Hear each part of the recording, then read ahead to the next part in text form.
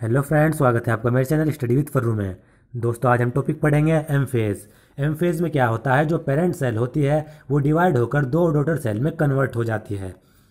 This is the most dramatic period of the cell cycle involving a major reorganisation of virtually all component of the cell.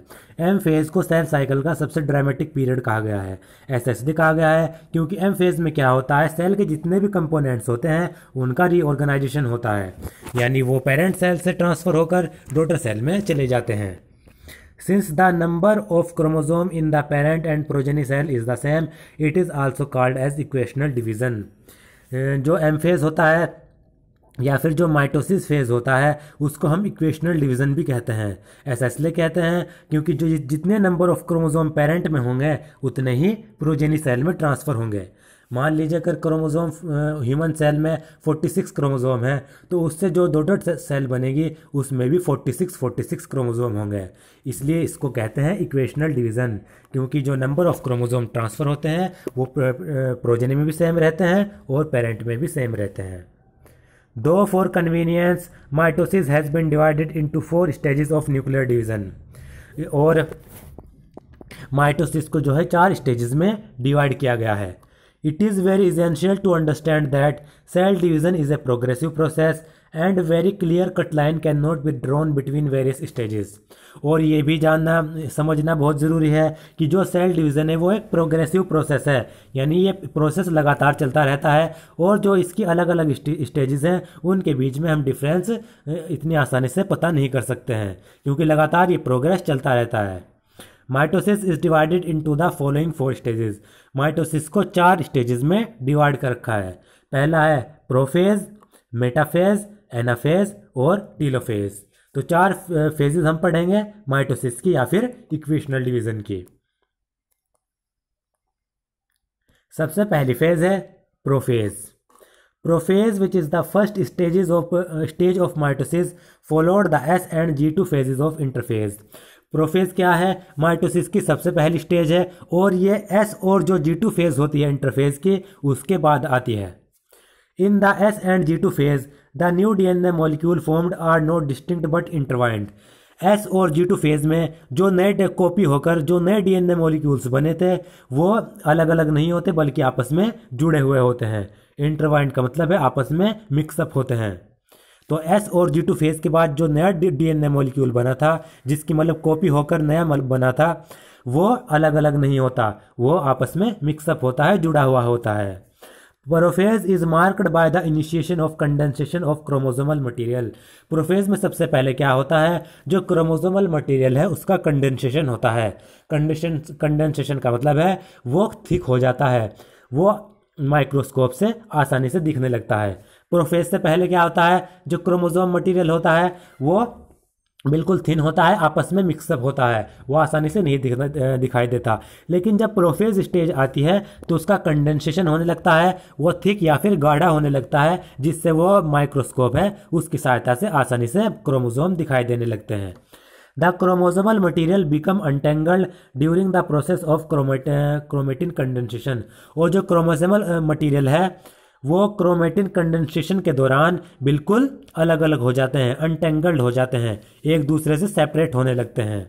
The centriole which had undergone duplication during S phase of interphase now begins to move toward opposite pole of the cell. और जो centriole था, centriole में क्या हो रहा था, interphase का जो एस फेज था उसके दौरान सेंट्रियोल डुप्लीकेट हो रहा था, यानी सेंट्रियोल की कॉपी बन रही थी। तो जब जिस सेंट्रियोल की जब कॉपी बन गई, अब क्या करेगा, प्रोफेज फेज में वो जो सेल के ऑपोजिट पोल्स होंगे उसकी तरफ मूव करने लगेगा। मान लीजिए सेल है, सेल में सेंट्रियोल की कॉपी हो गई थी तो एक सेंट्रियोल तो इधर चले जाएगा और एक सेंट्रियोल इस वाले पोल पर चला जाएगा, तो एक सेंट्रियोल, दोनों सेंट्रियोल ऑपोजिट पोल्स पर जाने लगते हैं। The completion of prophase can thus be marked by the following characteristic events. और जब प्रोफेज कंप्लीट होने लगता है तो ये 2 इवेंट हमें दिखाई देते हैं। पहला है chromosomal material condenses to form compact mitotic chromosome. सबसे पहले प्रोफेज में क्या होता है, जो क्रोमोसोमल मटेरियल है वो कंडेंस होने लगते हैं, गाढ़े या फिर थिक होने लगते हैं, जिससे माइटोटिक क्रोमोसोम हमें दिखाई देने लगते हैं। यानी क्रोमोसोम अलग अलग दिखाई देने लगते हैं। Chromosomes are seen to be composed of 2 chromatids attached together at the centromere. और प्रोफेज के बाद क्रोमोसोम इस तरीके से दिखाई देने लगते हैं कि क्रोमोसोम क्रोमेटिड्स के रूप में दिखाई देने लगते हैं, जो क्रोमेटिड्स सेंट्रोमेयर से अटैच है। यानी इसको हम समझते हैं। पहले क्या है, माइटोसिस फेज में, प्रोफेज में आने से पहले सेल का जो मटेरियल है, जेनेटिक मटेरियल, वो इस प्रकार से है, मान लीजिए। और फिर क्या हुआ, prophase stage I. Prophase stage में क्या हुआ, इस सेल का जो ये जेनेटिक मटेरियल है ये कंडेंस होने लगता है। कंडेंस मतलब इसके जो क्रोमोसोम के पेयर इससे बनने लगते हैं। अब प्रोफेज में क्रोमोसोम कैसे दिखाई देंगे, क्रोमोसोम ऐसे दिखाई देंगे। Chromosome are seen to be composed of 2 chromatids. इसमें एक क्रोमेटिड सी है, एक क्रोमेटिड सी है, और ये किससे अटैच है, ये एक सेंट्रोमेयर से अटैच है। तो प्रोफेज स्टेज में जेनेटिक मटेरियल इस तरीके से हटकर इस तरीके से हो जाता है, यानी उसकी क्रोमेटिड्स बन जाती हैं। अब सेकंड इसमें क्या होता है, initiation of the assembly of mitotic spindle the microtubule. इसमें क्या होता है, जो माइक्रोट्यूब्यूल्स या फिर जो माइटोटिक स्पिंडल्स हैं वो बनने स्टार्ट हो जाते हैं।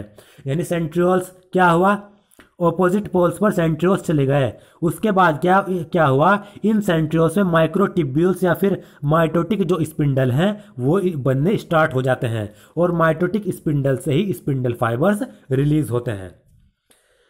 The proteinaceous component of the cell cytoplasm help in the process. और जो सेल का जो साइटोप्लाज्म होता है उसका जो प्रोटीन वाला कंपोनेंट होता है वो माइटोटिक स्पिंडल या फिर माइक्रोट्यूब्यूल्स बनाने में मदद करता है। तो ये 2 इंपॉर्टेंट पॉइंट थे प्रोफेज जो फेज होता है, स्टेज होती है उसके। पहला तो क्रोमोसोमल मटेरियल कंडेंस होकर जो है सिस्टर क्रोमेटिड्स बनाने लगता है, और दूसरा क्या होता है, माइटोटिक स्पिंडल बनना जो है सेंट्रोमेयर में, सेंट्रियोल्स में स्टार्ट हो जाता है, जिससे माइटोटिक स्पिंडल से ही फिर क्या होता है, जो स्पिंडल फाइबर्स हैं वो रिलीज होते हैं। Cells at the end of prophase, when viewed under the microscope, do not show Golgi complexes, endoplasmic reticulum, nucleolus and the nuclear envelope। ये इंपॉर्टेंट लाइन है। सेल जब प्रोफेज स्टेज खत्म हो जाती है तो उसके बाद क्या होता है, अगर सेल को हम माइक्रोस्कोप से देखें तो उसमें ना तो हमें गोल्गी कॉम्प्लेक्स दिखाई देता है, ना एंडोप्लाज्मिक रेटिकुलम दिखाई देता है, ना न्यूक्लियोलस और ना ही न्यूक्लियर एनवलप दिखाई देता है।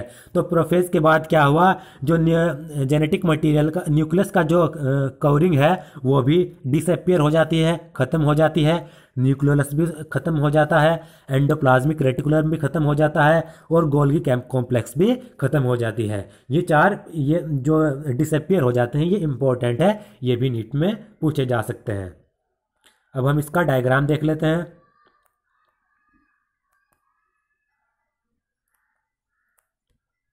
यह है अर्ली प्रोफेज की जो पहले शुरुआत की स्टेज होती है। इसमें क्या हुआ, ये आप देख रहे हैं, ये जो न्यूक्लियर एनवलप है ये बीच बीच में से टूटता जा रहा है, और यहाँ पर देखिए आप, ये डिसइंटीग्रेट हो गया, कुछ देर के बाद ये डिसअपियर हो जाता है। और ये जो जेनेटिक मटेरियल है इसका कंडेंसेशन स्टार्ट हो गया। कंडेंसेशन स्टार्ट होने के बाद देखिए यहाँ पर इसने 2 क्रोमोसोम का पेयर बना लिया, एक क्रोमेटिड्स ये और एक क्रोमेटिड्स ये वाली। तो इसकी कंडेंसेशन होकर ये पेयर बना लेते हैं।